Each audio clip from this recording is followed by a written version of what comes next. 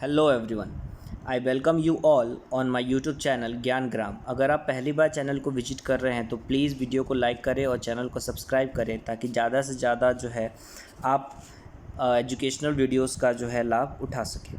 Next जो हमारा fundamental right का कैटेगरी है it cultural and educational right, ये हमारा फिफ्थ फंडामेंटल राइट की कैटेगरी कही जाती है, जहाँ पे दो आर्टिकल्स जो हैं इंक्लूड किए जाते हैं, आर्टिकल 29 एंड 30। जहां आर्टिकल 29 जो है माइनॉरिटीज़ के राइट को प्रोटेक्ट करने की बात करता है, that is the protection of the interest of minorities, article 29। And article 30 जो है माइनॉरिटीज़ के जो है एजुकेशनल इंस्टीट्यूशंस की बात करता है, that is right of the minorities to establish and administer educational institution, article 30।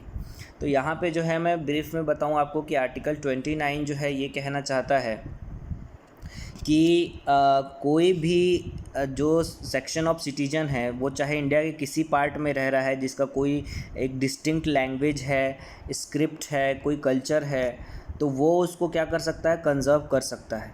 Further no citizen shall be denied, किसी भी सिटीजन को जो है डिनाइड नहीं किया जाएगा किसी भी एजुकेशनल इंस्टीट्यूशन जो कि स्टेट द्वारा मेंटेन किया जाता है या स्टेट द्वारा फंडेड है on the ground of religion, race, caste और लैंग्वेज।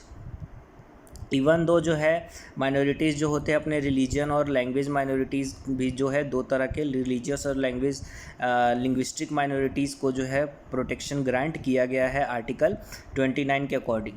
सुप्रीम कोर्ट ने जो है इस पार्टिकुलर वर्ड को जो है ऑल एलोबरेट किया है, जहाँ पे जो है the restriction to the minorities only as it commonly use to be, this is because the word use the section of society in article that is called minority as well as majority. जहाँ पे supreme court ने इस particular article को broad करते हुए जो है कहीं ना कहीं सिर्फ माइनॉरिटीज़ के साथ जो है मेजोरिटी वाले ग्रुप को भी ऐड किया है, मतलब आप मेजोरिटी को भी जो है एडमिशन देने से मना नहीं कर सकते। देन फिर आर्टिकल 30 जो है वो ये कहना चाहता है that the right of minority to establish administer the educational institutions. यहाँ पे जो है कि सारे माइनॉरिटीज़ के पास क्या है, उनके पास राइट हैं कि वो क्या कर सकते हैं, एस्टैब्लिश और एडमिनिस्टर कर सकते हैं educational institution of their own choice, वो खुद के चॉइस से जो है एजुकेशनल इंस्टीट्यूशंस को मेंटेन कर सकते हैं। स्टेट जो है, स्टेट गवर्नमेंट जो है वो कोई भी जो है डिस्क्रिमिनेशन नहीं करेगा ग्रांट्स को मेड करने में, डोनेशन को मेड करने में, जो कि इन एजुकेशन इंस्टीट्यूशंस को दिए जाते हैं। यहाँ पे जनरली रिलीजियस और लैंग्वेज माइनॉरिटीज़ को ही, लिंग्विस्टिक माइनॉरिटीज़ को ही इंक्लूड किया गया है। तो ये रहा जो है आर्टिकल 29 और 30। तो अब जो है कुछ और इम्पॉर्टेंट फीचर्स के बारे में देखते हैं कि यहाँ पे जो है जब हम आर्टिकल 19 पढ़ते हैं जो कि हमारा क्या है, राइट टू फ्रीडम। तो राइट टू फ्रीडम में जो है फ्रीडम ऑफ प्रेस जो है, मीडिया की आज़ादी, प्रेस की आज़ादी, तो ये जो है प्रेस की आज़ादी भी जो है आर्टिकल 19 में जो है इम्प्लिसिट है। 19 क्लॉज 1 में freedom of speech and expression में जो है फ्रीडम ऑफ प्रेस जो है वो इम्प्लिसिट है, मतलब उसके अंदर जो है ये छिपा हुआ है, अलग से इसको मेंशन करने की ज़रूरत नहीं है। सेम आर्टिकल 20 एंड 21 जो है ये फंडामेंटल राइट के टाइम पे भी, नेशनल इमरजेंसी के टाइम पे जो है ये फंडामेंटल राइट जो है वो सस्पेंड नहीं होते हैं, इसलिए इनको लिविंग आर्टिकल्स भी कहा जाता है। क्यों? क्योंकि ये कभी भी जो है लोगों से छीने नहीं जा सकते, सस्पेंड नहीं किए जा सकते, even during the time of national emergency. Next right to property, जो कि पहले 19 राइट टू फ्रीडम ऑफ वो फ्रीडम के अंदर ही जो है क्लॉज एफ में जो है पार्ट था, बाद में इसको रिपील कर दिया गया। कब रिपील किया गया था मैंने आपको बताया था, 44th अमेंडमेंट एक्ट ऑफ 1978 से इसको रिपील किया गया था, और बाद में फिर इसको जो है एक लीगल राइट बना दिया गया था आर्टिकल 300A के अंदर। नेक्स्ट जो हमारा फंडामेंटल राइट है ये है कल्चरल कॉन्स्टिट्यूशनल रेमेडीज़, ये 6th हमारा आर्टिकल है, राइट टू कॉन्स्टिट्यूशनल रेमेडीज़। तो यहाँ रेमेडीज़ कहने का मतलब है कि अगर हमको राइट्स दिए गए हैं तो राइट्स अगर हमसे जब कोई स्नैच करते हैं, जब उसका वायलेशन होता है तो हमको उसका कुछ रेमेडीज़ भी देना चाहिए, कुछ उपचार भी देना चाहिए। इसलिए ये आर्टिकल जो है, जो कि हमारा 6th फंडामेंटल राइट है, और यही जो है बैकबोन ऑफ आर्टिकल्स भी है।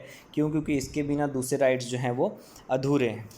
तो इसलिए जो है कोई भी हम स्टेट या पर्सन, इंस्टीट्यूशन कोई भी अगर हमारे फंडामेंटल राइट का वायलेशन करता है तो हम डायरेक्टली सुप्रीम कोर्ट को आर्टिकल 32 के अकॉर्डिंग और हाई कोर्ट्स को आर्टिकल 226 के according in the case of violation of fundamental right approach कर सकते हैं। Right to move to supreme court और high court in the case of violation of fundamental right. तो अगर आपको लगता है कि आपके फंडामेंटल राइट का वायलेशन हो रहा है तो डायरेक्ट आप जो है सुप्रीम कोर्ट और हाई कोर्ट को अप्रोच कर सकते हैं आर्टिकल 32 और 226 के अकॉर्डिंग। यहाँ पे अगर जो है राइट टू कॉन्स्टिट्यूशनल रेमेडीज़ की अगर जो है इंपॉर्टेंस की बात की जाए तो यहाँ पे एक बी आर अम्बेडकर का स्टेटमेंट देख रहे होंगे आप कि B R Ambedkar called article 32 as the heart and soul of the Indian constitution, क्योंकि यही जो है मैंने बोला कि यही बैकबोन है, यही उसका हार्ट है, यही उसकी जो है आत्मा है, सोल है इस हमारे फंडामेंटल राइट्स की। क्यों? क्योंकि इसके बिना जो है उसका लीगल इन्फोर्समेंट जो है वो पॉसिबल नहीं है। इसलिए आर्टिकल 32 को जो है बी आर अम्बेडकर ने क्या बोला है, heart and soul of the Indian constitution. जहाँ पे जो है इस फंडामेंटल राइट्स को जो है कुछ इम्प्लीमेंट करने के लिए इन the case of violation supreme court और हाई कोर्ट कुछ रिट्स को जो है इशू करते हैं, रिटन इंस्ट्रक्शन को इशू करते हैं। तो यहाँ जो है हम देखेंगे कि जनरली जो है हमारे पास कितने तरह के रिट्स हैं, 5 तरह के रिट्स हैं, जैसे habeas corpus, mandamus, prohibition, certiorari and quo warranto, ये सब जो है इशू किए जाते हैं।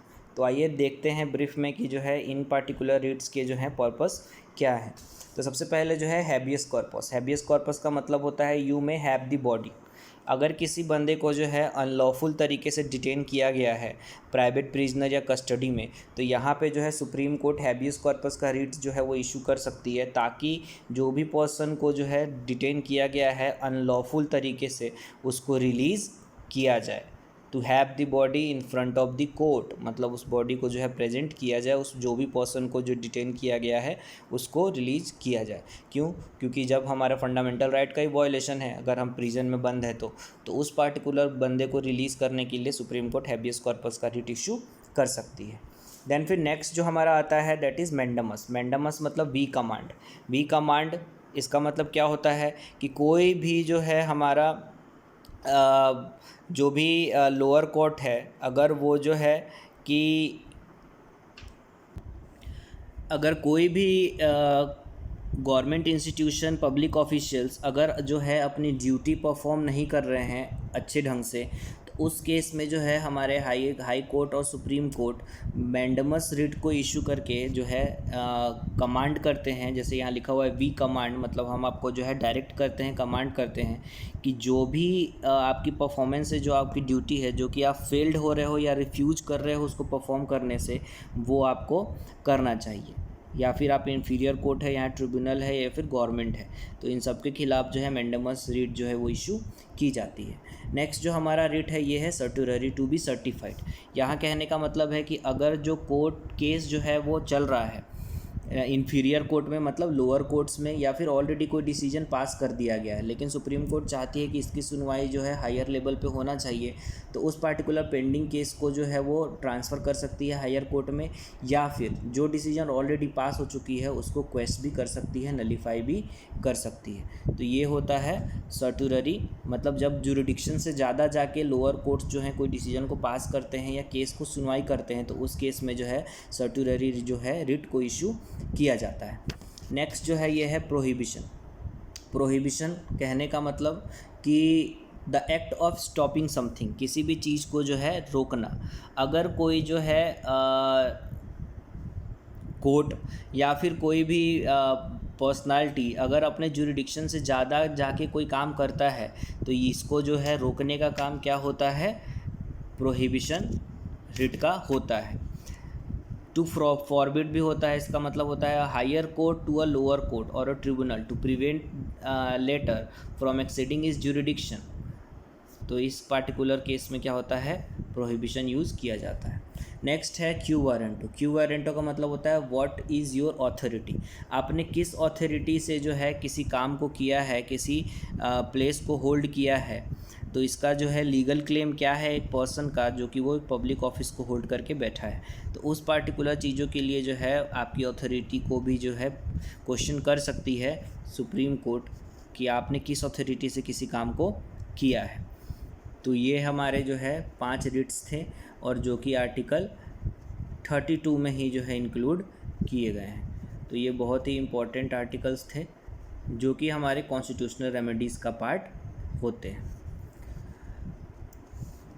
तो यही जो है मेन हमारे फंडामेंटल राइट्स थे। उम्मीद है कि आपको जो है ये पार्टिकुलर जो हमारे फंडामेंटल राइट का जो सीरीज़ था ये आपको पसंद आया हो। तो जनरली जो है यहीं से क्वेश्चन बनते हैं।